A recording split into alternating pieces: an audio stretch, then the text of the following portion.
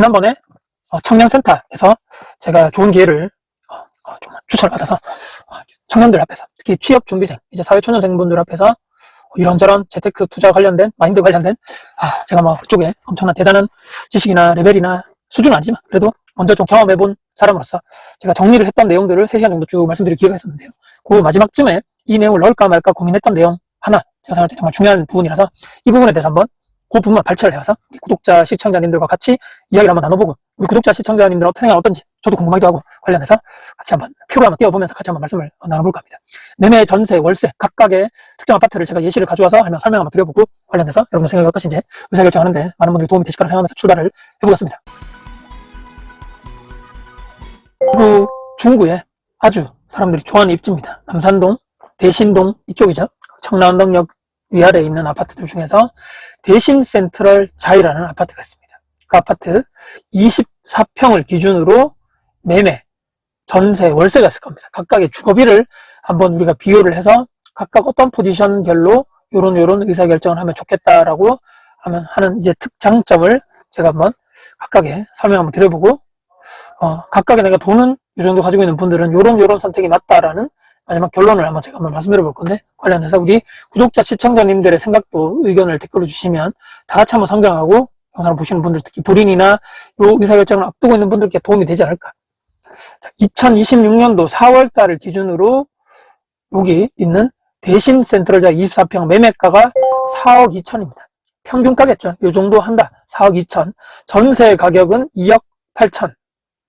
월세는 현재 보증금 2천만 원에 월세가 88만 원입니다. 이 기준으로 나는 매매를 선택할 거야, 또는 나는 전세를 선택할 거야, 나는 월세를 선택할 거야 라는 각각의 포지션이 있겠죠. 이 아파트를 생각하시는 분들 중에서. 그리고 다 내 돈으로 내가 이걸 산다거나 전세를 간다거나 할 수 없기 때문에 호텔 대상으로 우대금리를 적용한다는 가정하에서 주택담보대출 매매를 했을 때는 일단 가정입니다. 3.8% 신생아라든지 디딤돌, 보금자리론 등등 해가지고 30년 만기 원리금 이제 균등 상환을 했을 때 연 3.8%로 잡았고, 내가 전세로 가정하겠다. 전세를 2억 8천 전부 다 내가 내 돈으로 가지 않기 때문에 금리를 3.5% 버팀목 또는 시중은행 청년 전세 대출을 가정하여서 이 정도로 했을 때 한 80% 정도 대출이 나온다라는 가정하에서, 그럼 2억 8천에 80%가 2억 2,400만 원이거든요. 이 정도를 가정했을 때 나는 어떤 포지션이 맞겠는가. 그래서 이 포지션별로 제가 챗 GPT로 돌보고 제미나이도 돌보고 여러 가지 등등 해가지고 제 나름대로 정리했던 표를 같이 한번 띄워보면서, 첫 번째, 매매를 했을 때 아까 4억 1천, 4억 2천 요 정도 됐었죠.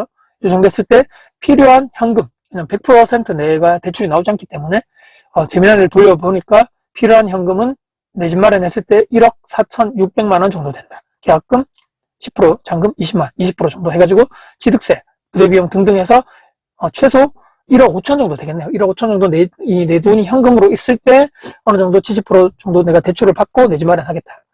그리고 대출 금액이 아까 매매가의 70%니까 약 2억 9,400만 원이 나온다는 가정. 그리고 아까 3.8%의 대출 이자, 원리금 균등이 들어가면 약 93만 원 정도. 월 금융비자, 이자는 이 정도 되고, 또 월 원금 상환액, 그냥 원리금 균등이다 보니까 44만 원. 두 개 합치니까 약 140만 원 정도가 원금 플러스 이자가 나가게 되는 구조가 이렇게 된다. 두 번째, 전세자금 대출을 활용했을 때는 필요 현금은 5,600만 원. 왜냐면 보증금의 80% 정도가 대출이 나오고 20% 정도는 내 돈이 있어야 되기 때문에. 그리고 대출은 2억 2,400만 원. 그리고 월 금융 비용. 그러니까 전세를 내가 대출을 받았기 때문에 이자는 65만 원이 매달 빠져나가는 구조. 그리고 세 번째, 월세죠.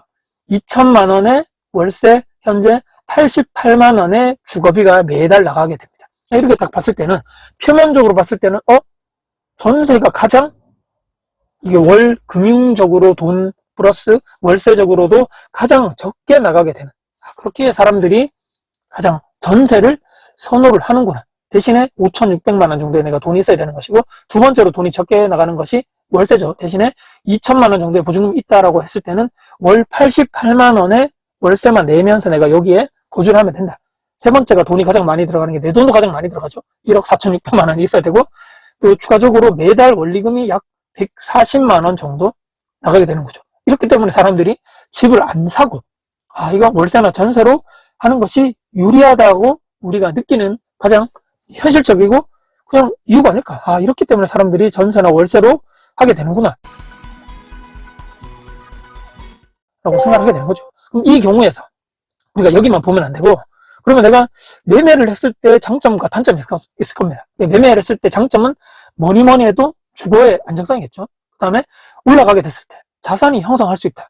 최고의 주거 안정, 계속적으로 내가 이사를 가지 않게 되고, 혹시나 임대료가 상승했을 때에 대한 이런 여러 가지 스트레스, 또 내가 뭐 못 하나 박는데도 이런 거 있죠. 뭐 하나 고치고 또는 뭐 하나 손상됐을 때, 나가게 됐을 때 뭔가 손해배상해줘야 될 것인가, 이런 여러 가지 스트레스적인 거에 대해서도 없겠죠. 추가적으로 내가 이자만 나가는 것이 아니고 원리금 균등이다 보니까 매달 이 대출에 대해서, 내가 담보대출을 받은 것에 대해서 매달 강제 저축의 효과가 있고, 그리고 이 대출 자체가 30년 모기지, 30년 모기지다 보니까 인플레이션에 대한 해지. 지금 내가 뭐 2억 얼마 대출 받는 것과 계속적으로 30년 뒤에 그 돈에 대한 2억 얼마의 대출 가치 자체가 인플레이션으로 녹아버리게 되다 보니까 강제 저축, 인플레이션 해지, 또 이런 여러 가지가 장점이, 내가 내 집만 했을 때 장점이 있을 때 또 단점도 있겠죠. 내가 아까 얘기 드렸던 내 돈으로 한 1억 5천 정도가 필요하다 보니까, 아, 내가 어느 정도 돈이 있어야지만 100% 대출이 안 나오다 보니까 말입니다. 그리고 매달 나가는 비용이, 아까 보셨죠? 140, 150만 원 매달 나가는 비용이 너무너무 크기 때문에, 야, 내가 이거 빡빡하겠다. 특히 결혼해가지고 이런 여러 가지 고정비, 식비 다 쓰게 되면, 야, 정말 나랑 배우자랑 거의 뭐 용돈이 없이 정말 빠듯하게 살아가야 되겠구나. 또 마지막으로는 집값 하락.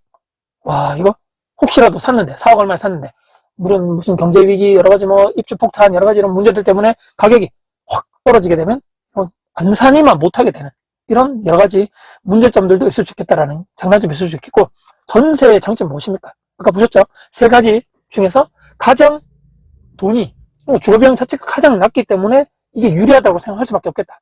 그리고 한 5,600만 원 정도? 5,000에서 600, 뭐 6천만 원, 이 정도 내가 현금만 있어도 아주 좋은 집에 가장 적은 비용을 내면서 내가 계속적으로 살아가기 때문에, 2030 청년분들 또는 막 이제 결혼해서 신혼부부들 있죠. 이런 분들에게도 가장 유리하겠구나.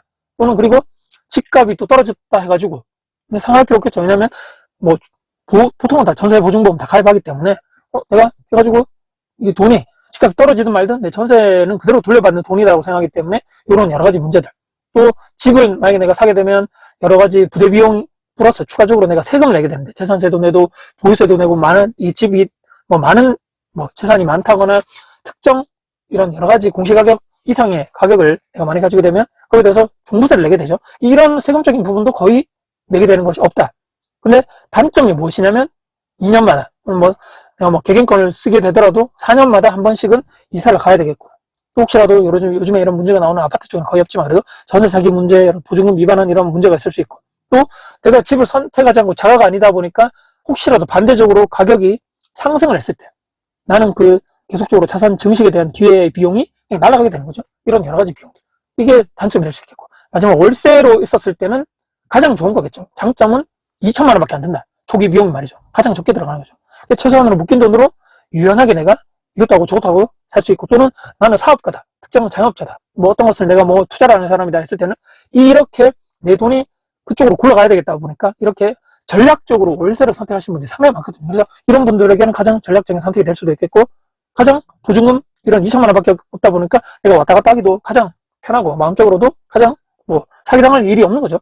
단점은 매달 월세가 매달 생돈으로 그냥 빠져나가는, 야, 이게 계속적으로 월세가 올라갔을 때 주거시장이 불안해지고 요즘같이 전월세 물량이 점점 없어지게 되는 상황에서 이런 월세도 계속적으로 올라간다는 이런 뉴스들이 많이 나오는데, 거기에 대한 문제점들이 있을 수 있다. 또 똑같이 자산 증식의 기회, 비용 날아가는 거죠. 자산 증식이 할 수 없겠구나. 뭐 집주인들은 그런 리스크를 안고 투자를 하는 거죠. 내 집 마련에 대한 것을 하게 되는데, 이런 전세나 월세 같은 경우는 똑같이, 이게 나는 집주인들이 나는 혹시라도 집값이 올라가게 됐을 때 나는 저런 기회비용을 놓치게 되는구나 라는 것도 알고 월세를 선택을 당연히 하는 거겠죠. 각각의 장단점에 대해서 말씀드렸고, 마지막으로 그렇기 때문에 제가 이분들께 말씀드린 청년분들, 특히 2030 청년들 또는 이제 막 사회로 들어오신 사회 초년생 분들께는, 첫 번째는 저는 뭐 투자를 하는 사람이다 보니까 또 내 집 마련에 대해서 중요성을 항상 말씀드리다 보니까, 언젠가 됐든 돈을 열심히 모아가지고 여러분들은 내 집 마련은 무조건 필수적으로 해야 된다. 기본값이란 말입니다. 돈을 열심히 모으자. 투자가 됐든 여러 가지 뭐 주식이 됐든 코인이 됐든 여러 가지 돈을 열심히 모아가지고 적금이 됐든 간에 일단은 현금을 1억이나 1억 5천 정도 모으고 나서는 무조건 매매를 하셔서 주거 안정 플러스 이런 자산적인 가치를 계속적으로 저는 보유를 하는 것이 맞다. 그 기회비용을 가져가는 것이 맞다라고 제가 말씀드렸고, 돈이 없으면 어떻게 됐습니까? 일단은 이 전세나 월세를 선택하는 것은 특히나 전략적인 선택. 내가 투자를 하겠다. 내가 돈을 여기 많이 넣어가지고 사업적으로 굴려야 된다거나 저점에서 뭐 매장 운영을 하는데 내가 자영업을 하는데 그쪽으로 돈을 계속적으로 굴려서 내가 일단 여기서 내가 승부를 보겠다로 하시는 분들은 전략적으로 내가 주거비가 낮은 것을 선택하면서 내가 또 다른 내 이 자산이 크게 되는 방향으로 선택하시는 분들은 이렇게 하시는 게 맞는데, 나는 전세는 돈이 가장 적게 들어가는 거야. 또는 요즘은 뭐 집값은 무조건 떨어질 거야. 또는 월세로 살면서 내가 원하는 대로 여행도 다니고 맛집 멋집 다니면서 돈은 이렇게 막 그냥 즐기면서 현재를 즐길 거라고 선택을 했을 때는 내 자산이 없고 그냥 내가 그냥 논다는 얘기죠. 제가 봤을 때는 이건 꼰대적인 마인드가 될 수도 있겠지만 이렇게 선택하는 사람들 중에 부자가 될 수도 없고 절대로 성공하는 사람이 나올 수가 없다라는 제가 요렇게 마지막으로 말씀을 드리는 내용을 오늘 가지고 와봤습니다. 무조건 다 이게 맞다 저게 맞다라고 이걸 다 떠나가지고 어떻게 됐든 간에 내 자산적으로 내 노후나 내 은퇴나 나중에 내가 힘이 없고 월 고중 쪽으로 내가 벌어들이는 월 소득이 없는 이런 환경에 놓였을 때 내 자산이 있느냐 없느냐, 현금 흐름이 나오는 시스템 소득이 있느냐 없느냐가 핵심적으로 제가 이분들께 말씀드린 내용을 구독자 시청자님들께도 특정 아파트 단지를 오늘 가져와 보면서 뭐 매매, 전세, 월세에 대해서 장단점을 한번 같이 말씀드려 보는 시간을 가져보면 좋겠다라는 말씀드리면서 오늘 어땠는지 의견적으로 댓글도 주시면서 각계 포지션별로 우리 구독자 시청자님들이 현명한 분들이 많다 보니까 저도 댓글 통해서 배우고 또 같이 한번 우리가 성장할 수 있는 기회가 됐으면 좋겠다는 말씀 드리면서 영상을 마무리할 겁니다. 영상으로 도움 되셨다면 구독자, 알람 설정, 댓글 주시고요. 끝까지 영상 봐주셔서 감사드리는 말씀 드립니다. 지금까지 다코TV의 다코였습니다. 감사합니다. 화이팅입니다.